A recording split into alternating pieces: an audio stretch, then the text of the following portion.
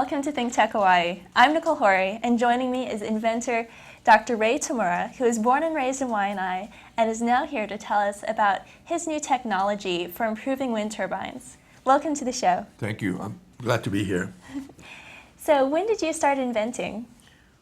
Well, I guess as a child, we all build model planes, and that kind of started me on inventing. And of course, we all have heroes from time to time. And I saw this movie, Young Thomas Edison. Oh, really? And I was fascinated by that. So that got me started on the road to, if I can be like him. So. Yes. And you have plenty of experience working with pilots, right? Yes, yes. I was a flight surgeon in the Air Force for about 30 years. I was on active duty for 2 years at Victorville, which was George Air Force Base, among the fighters. And one of the problems that I saw after I did my active duty, came back to Hawaii, and I was an active reservist. So I did my weekend duty at Hickam Air Force Base. And I would be called in to see one of those air vac airplanes with patients who were in distress. And I noted that many of the injuries were inflicted by our own aircraft. And in analyzing the situation, I noted that the fighters were traveling at high speed, and it's very difficult to see where the enemy is and where our friendly troops are because of the tremendous jungle canopy. So we needed an aircraft that would be slow and heavily armored. And in order to accomplish that, I designed this wing that would have a suction and blowing system that would increase mass airflow of the wing by a factor of 8. Wow. And that way the aircraft could be heavily armored, carry at least 2 people, and carry weapons as well, and decoys against heat-seeking missiles. So that's one reason why I started it.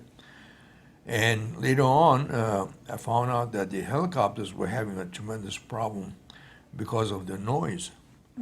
And if we use this for helicopter blades, then we can move the blades slower, make it wider and shorter, and avoid being detected too early, because the Viet Cong were waiting for the chopper as they heard the noise coming towards them. Yes. Yes. And then, of course, from that point, everybody was interested in building wind turbines. The first one was at Kahuku, and that kind of destroyed itself. And other wind turbines are built on a similar pattern. And the big problem is that they can't spin too fast because the blades will approach the sound of speed, and it will destroy itself. And with this system, the wind turbine can be energized by winds less than 4 miles an hour. And of course, it's also ducted, and it would swivel so that it will be driven by winds changing direction, and we would have a system to change the direction of the turbine. Right, right. Yeah. Well, let's take a moment and maybe illustrate for our listeners how this works and where the ducts are and how the suction is created. Okay. Let's see. Here, you want to start with black? Maybe use blue for wind. We can draw Airflow. generic airfoil. And we have spars. But we have cutouts where the ducts would be located. And you would have a duct here blowing air in this direction, blowing air in that direction. This duct will suction air from the front part of the foil, because this is where a lot of the air burbles and creates a drag. And if the air is sent to these areas, you have what we call a Coanda effect. It entrains air so that you get more efficiency out of this system. Okay. There's a turbine that does all this suction and blowing. And the turbine is driven by exhaust taken from the engine, Okay. because there's always unburned fuel in the exhaust. So we add just a bit of fuel to burn that and to get more energy. Right. Right. And just looking at this picture you have of the prototype you're developing, it's actually kind of like a tube that travels the entire Yes. length of the wing, correct? Right. If you look at it in a top view, the tube has a slot, and the slot is very thin, narrow, I should say, maybe 1/4 of an inch here to 1/8 of an inch. This is the fuselage of the aircraft, so that you suction that air. And the tube is not thin like most tubes, but it's heavy enough to be a structural member of the wing, so it bears weight and stress. Otherwise, you know, Okay. you have to build a wing and add the tube, and that creates a lot of Right. complexity and And it'd be weight. heavier and wouldn't be as practical. Right. Okay. Now, other efforts have been done similar to this, except that they suction the air and throw it overboard. And I thought that was a crime, because they're wasting energy. Why not lead it back to this part here to use it, Yeah. create the coil effect? And then how does air get from this tube to these? Well, there's a system areas. of tubes to the turbine that suctions the air, and the air is directed to these areas here. Okay. There's an impeller, and it's an air pump. Yeah. So, Right. and the air pump is driven by a small turbine, which has part of the exhaust and part of new fuel to drive the turbine. Okay. Yeah. So, how would it be basically the same system if you're making it into a wind turbine instead of a plain wing? Yes, the basic system is the same. We suction air from the leading edge, from the leading part of the wing, and that same air is blown over the back end. Now, in a turbine, you have another blade here. So when you suction air, it decreases pressure on this side. This is the wind direction here. So you create a negative pressure here, and this also creates negative pressure, so that a wind of less than 4 miles an hour can start to turn the turbine.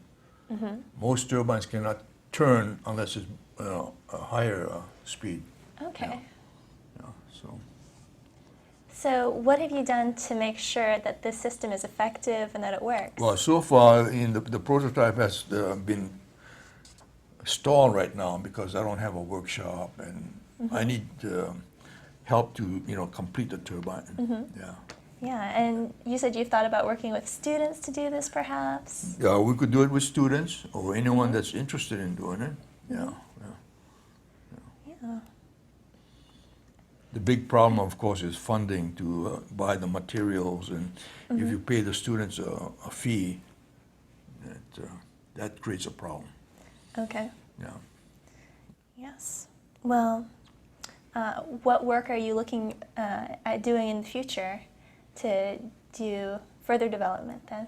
Well, further development, the big problem that I have is that people ask, well, how can you guarantee that this works? Well, there's no guarantee. But Lockheed has done something similar to this, although the system is different from mine. And they prove that it does work, and it increases mass airflow over the wing by a factor of 8. Wow. So that's a big gain. Okay. And What advantages do you think your system has over their system? it's lighter. Oh, really? Actually, they got the system from mine. Oh. Every patent can be stolen by engineering around it.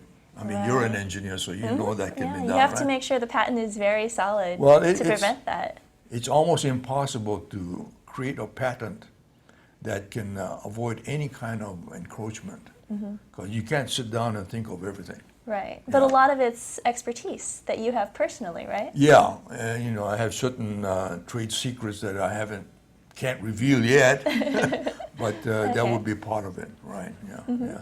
And the other thing is that many aeronautical engineers will use a Navier-Stokes equation to kind of figure out if this works or doesn't work. And unfortunately, the Navier-Stokes equation has a lot of assumptions. We can avoid that by using this Veach-Konoff mapping technique and using laser velocimeters. And Lockheed has used laser velocimeters, but the big problem they have is, I think, the mathematical equations for this particular arrangement. And this is a Veach-Konoff map, which is depicted by this. This is a Boolean algebra technique. And by using this, of course, you know, this is blown up, but if you measure boundary layer, you're going to use millimeters of distance. Right. But you can do that with the lasers. And this is the equation that describes this particular configuration. So it's not something that's, you know, out of thin air. All right. So you would just use the lasers inside a wind tunnel at different speeds and see what the wind flow is like. That has been done, partly. They gave it up, I think, because they didn't have the equations to really manipulate the data. Yeah. In fact, one of my former corpsmen, after he retired from the Air Force, went to work for Lockheed, and that's what he was working with. Yeah. So he told me something about it. Yeah, yeah. So that's the reason why. Yeah, and a lot of people say, "Well, you're a doctor. How come you're doing this?" Well, there's an emerging field in medicine called translational medicine. And in this field, we've suddenly realized that we as physicians can't supply all the answers. So we have to reach out to other disciplines, you know, grab their hands and work with them to bring this kind of stuff forward, because we're all interested in saving lives. Right. That's the main thing, yeah. So, is there anything else that you would like to know about this? Well, you also mentioned that this might be used in smaller devices, such as unmanned aerial vehicles as well. Are you looking into those at all to use as prototypes and test cases? Well, this wing that you see was supposed to be the prototype of a UAV. Oh, okay. Yeah. And with this system, a UAV can have maybe a 5-foot wingspan and carry weapons such as Hellfire missiles and explosive. So how much additional carrying capacity would airplane have with the same wing area? That will be determined by the engineers. I mean, you know, I can't tell you exactly how it's done, but and that's why I need to work with people in other disciplines. Right. And this translational medicine, when I saw that being announced in the journal called Science, I was really pleased, because, you know, at last my colleagues are beginning to see the light. Yeah, so, okay. And this is something that I've used, I've created to give me a start in trying to solve problems. This is a paradigm shift of the man-machine system environment. And these entities are separated. This is the real world, and this is the laboratory academic world, where, you know, it's more theoretical, PhDs, or they define certain parameters, et cetera, But when they try to mesh the real world with the laboratory world, it doesn't seem to work well, because there's so many random factors involved. And the other thing is that we have not used the random motion equation so that we can deal with random events. So, you know, when random events happen, we're sort of stuck, you know. Yeah. And when something bad happens, we say, well, too bad. We've got to go back to the drawing board again. So this sort of thing may give us an edge in trying to anticipate problems. And Actually, the Brownian motion equation is predictive, and because the way the equation is set up, it lets you permits you to anticipate the next step in time, Right. whether it's a Okay. month or a week, day, seconds, hour, whatever. Yeah. And what I've done with that equation is I've divided into two main vectors. One vector is the concerning the entity itself, like this UAV, and the other vector is the environmental parameters, hostile fire, et cetera, et cetera, et cetera. And each vector is an unending series of matrices. And each matrix is a Bayes equation, so that you get data bank, or in a human being, long-term memory. And when you see something happening, you anticipate this is going to happen next, in the next time frame. So, Okay. So is it on a statistical level? You predict that there'll be a certain level of yeah, interaction? this is Bayes equation is a statistical method, but the denominator of Bayes equation is data bank or long-term memory, and the numerator is recent events, like when you're flying and you see missiles coming up at you. Yeah, so you decide what you're going to do from that. Yeah, yeah. Okay. And actually, that Bayes equation is a key to the Turing machine. Are you acquainted with the Turing machine? That is... Well, Alan Turing okay. proposed that if you have an artificial intelligence machine with an operator, and if you connect that machine to another artificial intelligence machine, that machine, which does not have an operator, will mimic the human operator. You mean that it would pass the Turing test and be able to be mistaken for a human? Well, the Turing test is a mathematical test, because at that time, when he proposed the idea, we did not have the knowledge that we have now. Nobody knew where the long-term memory was located. It's only within the last 20 years or so that we found that out. But this equation fits it almost to a T, so we can use that as a key to his machine.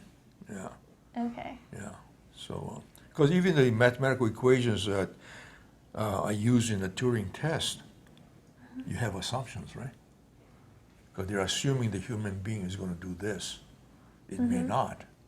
And you have transmission problems to the other machine, and that can glitch up the equation, so you don't get what should be, displayed.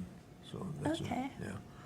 And of course, fuzzy logic is part of it, so that you don't have to have 0, 1. You can go from 0, 0.1, 0.2, 0.3 to 1. So that makes it a little bit different. And fuzzy logic can be made so that you can take spoken words and digitize it. So all the tools are available today. We just have to put it together in such a way that we can use it.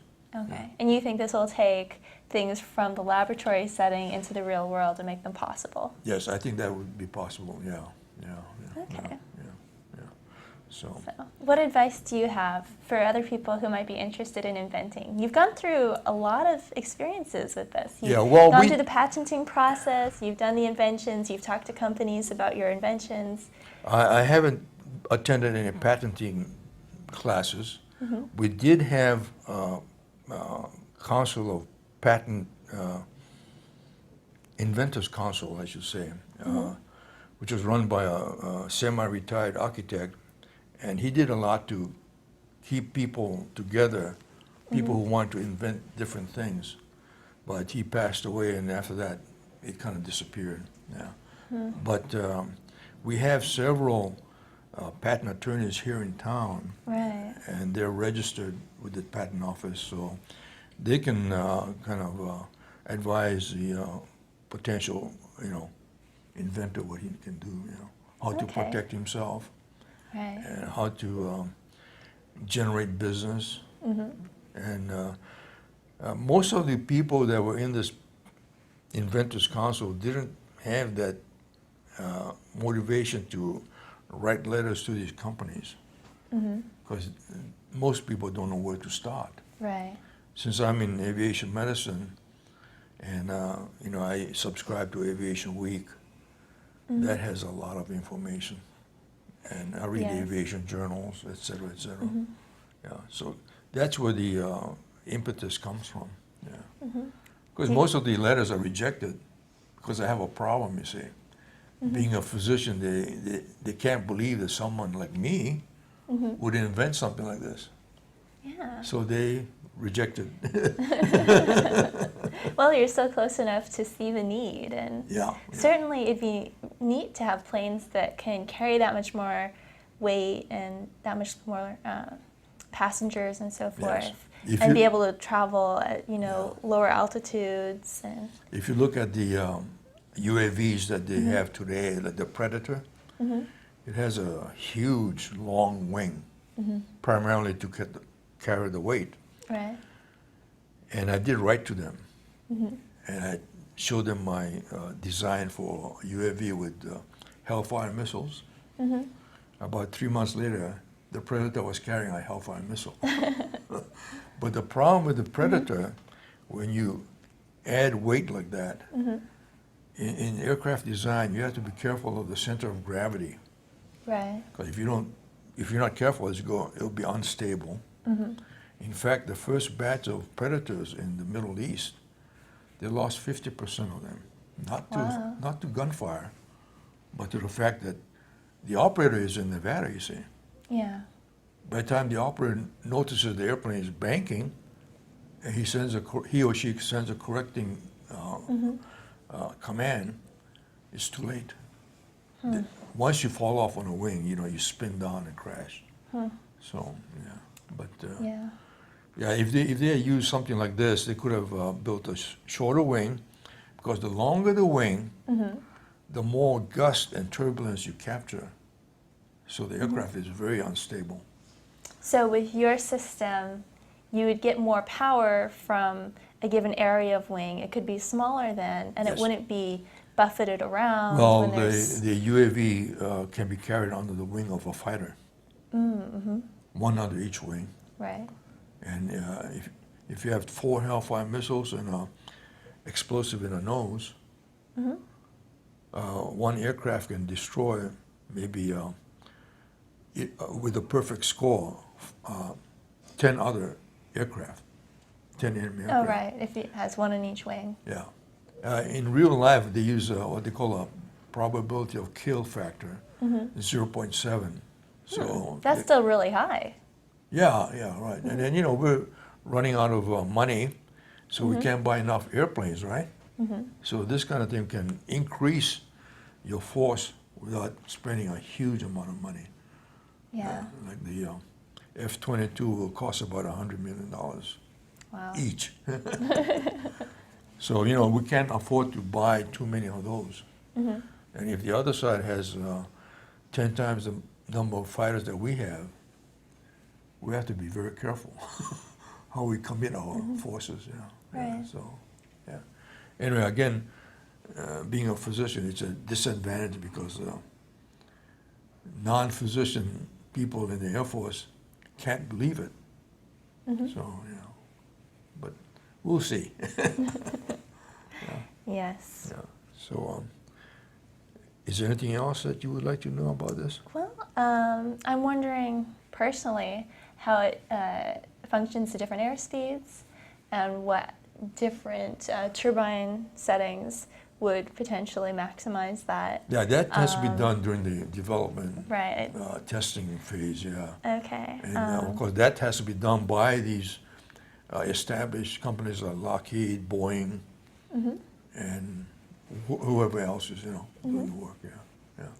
Yeah. So, and of course, wind tunnel testing is important too. Can you say anything about people who helped you while you're doing the inventing? Was it you really working alone? Or, Yes. yeah? No one else worked with me, yeah. And did you write the patent yourself then?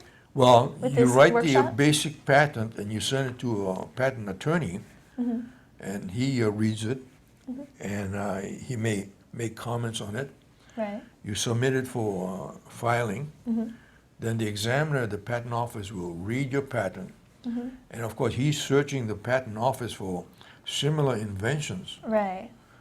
being sure that you're not encroaching on their patent. Mm-hmm. And they send that back to you. Then you have to rewrite your patent to answer some of the questions that these examiners have raised. Mm-hmm. To make So are there any other inventions that were similar to yours when you went through the process? Well, they've had many, many attempts at controlling boundary layer. Mm-hmm. But all the other efforts have resulted in people making tiny, tiny holes in the Mm-hmm. surface of the wing where they can suction air through it. Mm-hmm. The holes are very, very tiny. They use jeweler's drills. Really? That's really tiny. Uh-huh. And so what happens is that insects get into the holes, And they get clogged. ice, water. Yeah. When you need it the most, you don't have it, you know. Mm-hmm. So with a slot, And with your device, Yeah, if that's why anything gets inventing- caught in here, it would just come out to the end of the it's wingtip wide and fall enough, out, right? yeah. If you have dirt or pebbles the size of 1/4 of an inch, Uh-huh. you're in trouble because you must be underground. Yeah. You don't find that kind of a particulate matter in the air. Right. And water and ice will not plug it up. Yeah. So that's the reason Definitely an why. advantage. Yeah. So no one has done this yet, you know. Mm-hmm. Yeah. But maybe later on somebody might do the same thing. Hopefully be my grandson. Yeah. Is there anything you would do differently with all the experience you have now? No, I don't think I would do it differently because you have to have resources to begin with. Mm-hmm. And if you don't have the resources, you have to start at bare bones. Right. Just an idea, put it down on paper so you get a patent over it, from it, and try to protect it because others will try to steal it. Yeah. Like I've written to Boeing, Mm-hmm. and the latest picture that I saw in Aviation Week looks like my unmanned vehicle, Oh, really? but it doesn't have the boundary control system. Yeah. Mm-hmm. So they have to make it bigger. And the same thing with the helicopter blade, which uses the same system. Mm-hmm. We can make the blade shorter, Mm-hmm. wider, Quieter. quieter. That's the very key. important. And I'm sure people who live close to an airport would appreciate that too. Well, you know, during the Vietnam War, well, let me backtrack. Today, there are a lot of magazines Mm-hmm. about the Second War, even Civil War, World War I, World War II, Vietnam, Korea. Mm-hmm. And these are written by people who were actually there in combat. Mm-hmm. And the last article I read, the soldier was frightened because the enemy were waiting for the choppers to come in. Mm-hmm. They'd hear the chopper come in, and as soon as they got into range, they would start shooting at it. Yeah. And these guys were actually in the compound shooting at the choppers. Wow. So we lost a lot of helicopters that way. Yeah. Yeah. Yeah. So Is there room in a helicopter blade for a turbine like this to push the air? not the present blades. Okay. You have to design something like this, and it's been done before already. Hughes had a system, and Lockheed has a system, where they eject air from the tips of the blade to propel it, to make it go around and around. Mm-hmm.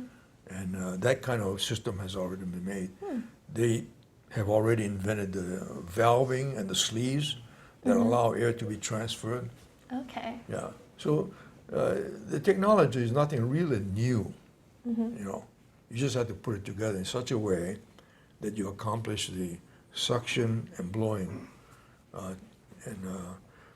The design in my patent is that the helicopter has a drive shaft to the top, or it's hollow to conduct the air to the blade and back. Yeah. So, and then the slip rings already designed. I mean, Yeah. you don't have to invent another mousetrap. Okay. Yeah. So it's possible. Yeah. Yeah. Yeah. That sounds very good. And now I mentioned Vichkanoff mapping, and you're a biomedical engineer, so this is a Vichkanoff mapping on the cardiovascular system of the human being. And you can use that to determine where the blood is going and coming from. Right. Right now, we don't have that. The hardware to do this is commercially available. There's a company on the Massachusetts, I think. Okay. It's a piezoelectric platform. It measures the thrust of the heart pumping and the blood flow.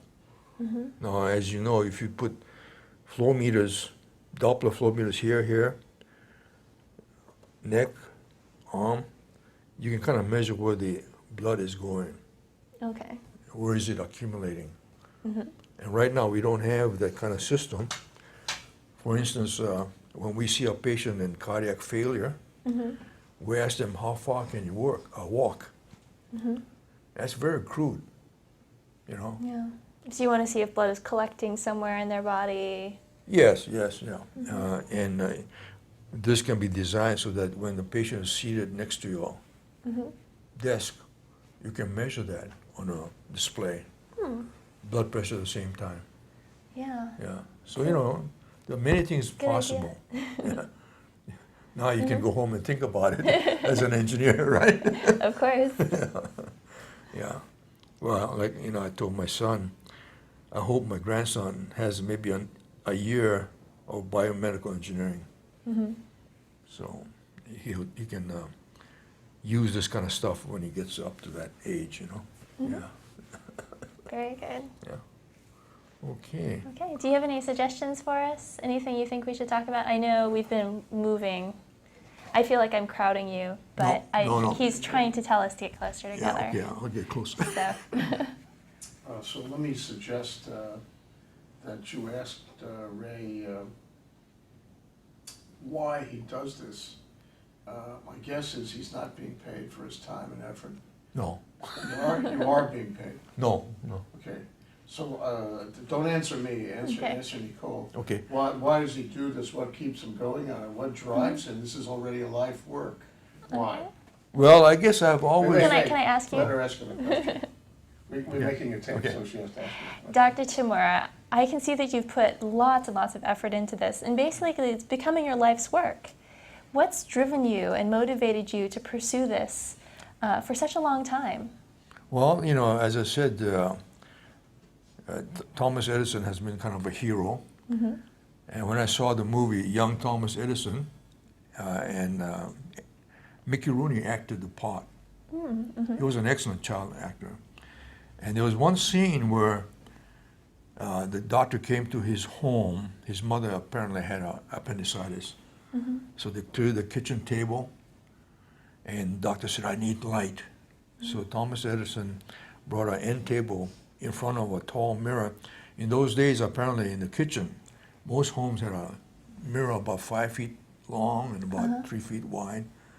And he put 6 gooseneck lamps in front of it.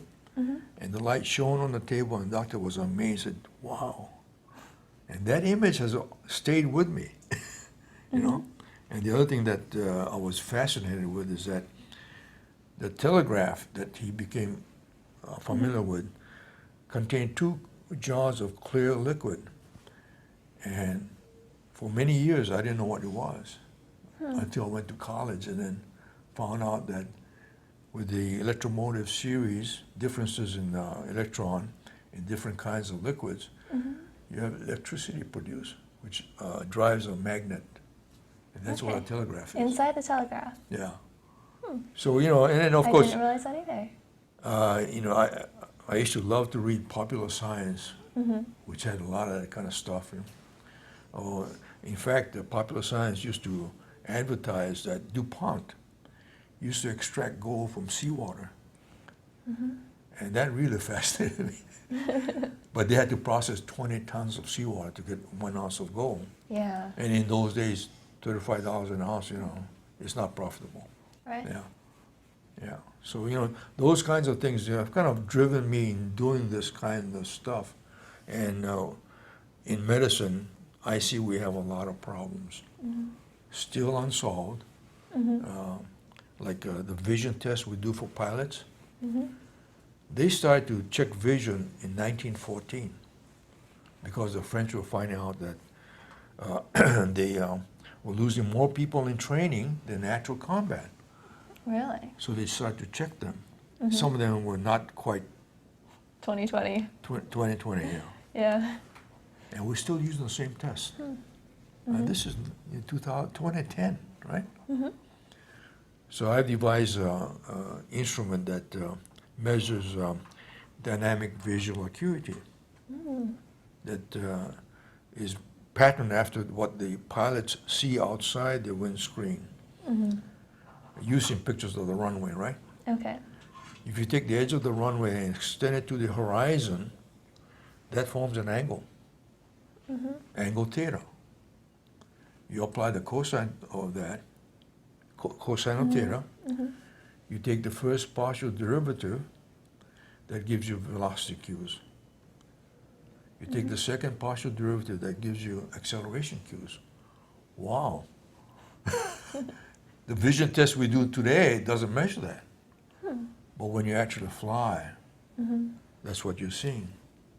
And when there are problems with the visual perception of the runway, you're going to have an accident. Yeah. The last one we had was American Airlines. Oh, that was related to Well, they were perceiving the runway incorrectly? well, the other thing is that at night, what you see out there, because of lack of references, the distant end is slightly tilted towards you. And the angles that you crank into your long-term memory are from daylight, because that's when we land most of the time. Right. So you try to match the angles. So in order to match it, you have to go below the actual safe height. And most pilots will catch it and it rise up so that you have what we call a phugoid path. And when you finally touch down on the runway, you're way past the end of the runway. He touched down at 4,000 feet beyond Oh, wow. the edge of the runway. He didn't have runway left to land in, you know. And of course they skidded off and cracked up, yeah. So those are kinds of things that we need to test. And I see that relationship in medicine where we need to study the problem with this kind of diagram and see what we're really doing. Okay. You know? Now if you set the second derivative equal to 0, you get the maxima and minima, right? Maxima is the point where you cannot cope with the angular changes. It's too fast. Like when you're landing a rocket plane. Okay. Yeah. In fact, Scott Crossfield, who used to land it regularly, used to have a jet fighter chase him to be sure that he's okay. But he was an exception. I mean, you know, you don't find too many guys like him. Yeah. And Dr. Tamura, since you've made a commitment to helping people stay healthy and prolonging life, do you have any problems working on weapon systems and things that might be used in war and so forth? No, I don't have any problems because as long as I don't give these concepts to the potential enemies, I'm doing this to save our people. Right now, we can't seem to be saving ourselves. For instance, you know, a lot of the guys are being killed with plain old bullets, right? Right. And the reason is that everybody except the United States and allies use what we call ball ammunition. You know, it has a lead core to give it weight and a copper jacket. When that bullet hits, let's say, the door of a Humvee, it will kind of splatter. So it might penetrate and hit the first guy. Our armor-piercing bullet goes right through both people seated in the cab. Wow. Yeah. So I have invented a armored vest system, and we've stopped an armor-piercing bullet. Really? But the powers to be aren't interested in that. And we can make it so that we can defeat rocket-propelled grenades. Yeah, and these companies that produce the armored vehicles can't do that because, you know, their engineers have not considered other possibilities in protection. Yeah. What do you think is missing so far? Well, the missing is, I want to find an engineer or a company that's willing to go out of the box, beyond the limits of present knowledge. And I can give you an example. You know the Xerox machine? Right. The inventor traveled from company to company with his own funds. He had a prototype for 12 years Wow. before this company, the last company he approached, they were going bankrupt because they didn't have any ideas. So one person in that company who had the foresight to look ahead said, this may be what we need. That became Xerox. Wow. So, you know, that kind of story kind of keeps me going. And if I can't do it before I pass on to the Great Divide, my grandson will. And I've made a collection of all my works and then given it to him. He's only 6 now, but the way he's developing, it won't be long before he catches up. Yeah. That's wonderful. Yeah. So it keeps me going. Yeah. And if I can invent these weapons for our use, by the time he's of age, military age, it may protect him, Yeah. you know. So, because they're going to start drafting people again. You think so? Well, they're running out of bodies, you know. And this time they're going to draft women as well. So, you know, it's Yeah. so if I can save these people, to me, that's worth all this kind of stuff. I have no guilt about that.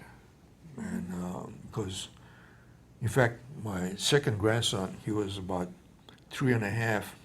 We took him to the Pacific Museum on Ford Island. And there's a mural of the December 7 attack on the floor. And he's looking at it, you know. And mind you, he's only 3.5. He said, why are there wars? I was shocked. I said, that's because there are crazy people in the world. You know, he's only 3, and he's asking questions like that. Right. So, you know, that kind of drives me more. I got to do this kind of stuff to keep him and his cousin, my other grandson, safe from, you know, harm. Yeah. So there's a reason for all this. Yeah. I've actually been very surprised at the number of different projects you talked about today. I thought we were just going to talk about the boundary layer invention, and instead, you're just full of ideas. Well, I hope I can get some of these ideas to people who can take it and maybe develop it on their own, you know, because it takes more than one man to, you know, do things. Right. And yeah, I'm involved in many other things. This isn't the last. In fact, a doctor and I are trying to get a patent for massaging, disposable massaging mattress to prevent and treat bed sores. So that's a real problem. When I was in medical school, it used to make me sick to see these huge bed sores on patients. And the stuff that we were using then and today really doesn't work because it's a circulatory problem. So we need to massage the area, et cetera, et cetera. And we can do this with this device controlled by one switch made by a fellow named Coanda, a Romanian. And I saw this switch in Scientific American. That's the other magazine that I read. In 1964. And that has stayed with me for a long time. And now we begin to implement it. You know. So, and then there's one that's still embryonic, is an extracorporeal circulating device for patients who are dying. There's a rhythm we call agonal rhythm. Once that happens, there's nothing you can do. And to me, that's sad. So, which organs would you be replacing? Would you just we're be not going to replace replacing the heart, anything. We will insert this device. Substituting for the function of? Yeah, into the aortic artery, not aortic, femoral artery, and it will start pumping oxygenated blood. You know, we do have artificial blood. So that would be part of it. Okay. Yeah. Green Cross Company in Japan has licensed this artificial blood from an American. And he's modified it to the point where you can keep it on the shelf indefinitely. Wow. You know? Right And now then we're there'd be running no around, we go, we antigens. need blood, you know? And then there'd be no antigens that make it specific to a certain kind of You don't blood have to match type. it, yeah. You just pump it in, you know? It has side effects, however, so you can't use it for very long. But if you can save the person for maybe an hour or two, that's tremendous, right? Because you can get them into the operating room by that time. If you get skilled surgeons, that's the answer. Yeah. That's wonderful. I'm glad you're using your creativity to come up with all these Well, ideas. mind you, you know, my own family laughs at me. Oh, really? What are you trying to prove? Well, this is part of me. I mean, you know, yeah, I'm not trying to prove anything. Yeah. If it happens to be good and it's used, at least a lot of people will benefit from it. You know, so, Yeah. so anyway, I hope I can keep on doing it for a long time yet. Wonderful, wonderful. Yeah.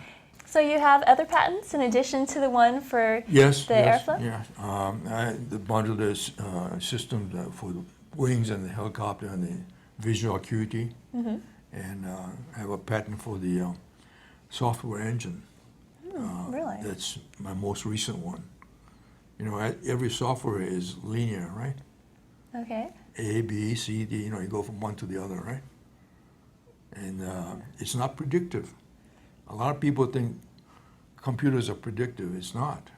The predictive part comes in your brain when you see the display.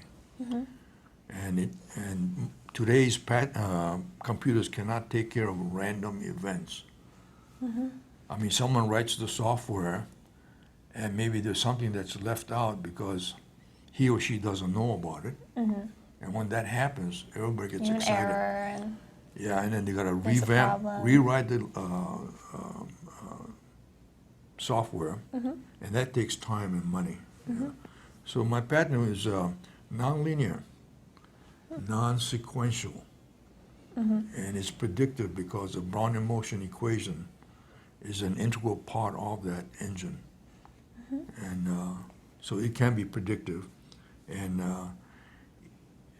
since the Brownian motion equation is split into two main vectors, and each vector is an unending series of matrices, and each element of the matrix is a Bayes equation. And you can make the matrix as big as you want, and let's say 1,000 by 1,000, or small as you want, not 4 by 4. And it's hard to crack into the system because you can separate one vector as a public key. So unless you have the public... So this is a cryptography. Well, not only people, I mean, companies need protection, right? Right. So unless the hacker has the public key, he or she can't crack into it. And, you know, all software is... You mean unless they have the private key? yeah, the public key, you know. Is this similar to RSA? Well, that would, you know, fit into the Brownian motion equation, Okay. the other vector, right? Yeah. And then every software is written in integers from 0 to 1, Okay. right? When you have fractions, it becomes a problem because, you know, unless you know the exact numbers, numerator and denominator, you can't have the right fraction. Okay. So if you have a matrix, let's say 100 by 100, to try to crack into it, I mean, you go crazy trying to figure out the... And you're saying that you're not just using a binary code for this. Yeah. On the machine level, you're using numbers that are in between 0 and 1. Yeah. Yeah. So Yeah, that's where fuzzy logic comes in. Is this more of a hardware patent then than a software patent? It's hardware and software combined. And you think that this will eliminate the need for debugging? No, I think you're going to have debugging. Okay. Yeah, because nobody can write a perfect code. Right. But this will take care of unexpected events somehow. Right. Can you explain that a little more? Okay. Well, let's say, the weather system is a good example. Okay. And the weather system can be treated with these kind of mapping, from orbital, multi-level, surface, subsurface. And so, the system can handle a lot of stuff. Yeah. And to make it simpler, the diagonal of a matrix will be everyday events. Okay. When something bad happens, like a corner wind is shifted, that's a random event, right? Okay. Yeah. So, and then you know what's going to happen next. You're going to have fog. Right. Yeah. So those are the kinds of things that we can address with this kind of. And you said there's memory in the system Yes. now that we can control. Okay. How does that? And my computer has, the software engine has a second bus bar. Because you got to change the denominator every so often. Because as things evolve, the probabilities will change too, right? Okay. Yeah. So when you notice that, you can crank in that change and correction through that second bar that Okay. addresses only the denominators of the base equation. Yeah. Now, how is it going to be done? I don't know. So it's very conceptual at this point. Yeah, it's all Do conceptual. you think you'll ever be able to make a prototype of that? I don't think so. Well, having said that, I was given a reference to a guy who is touting quantum computing. Maybe that will be the key. I still have to write a letter to him. But Yeah. there are people working on these kinds of things so that it's not too far afield. And I told my grandson, if I'm not here, you can take the paper and do something with it. So that's my passion, as Jay was saying, that I can keep going. Right. Yeah. Have you been working on any of these projects with your grandson so far? Have you gotten him involved? How old is he? No, he's only 6. Oh. Yeah. But I introduce concepts to him from time to time, and I see the product. Like the last picture he drew of an airplane, it's refined to the point where I thought, that's drawn by a 10-year-old, not a 6-year-old. Yeah. So he's developing his own. But, anyway, that kind of keeps me going. Yeah. But it's expensive. Yeah. Yeah. That's why I need to work to pay for my habit. Well, I wish you the very best with your inventions. Thank you. And I hope you'll be on here again when you have prototypes to demonstrate. Well, maybe. Yeah. We'll keep you in mind. Thank you for watching ThinkTech Hawaii. Thank you. I'm Nicole Hori, and our guest has been Dr. Ray Tamura. Thank you.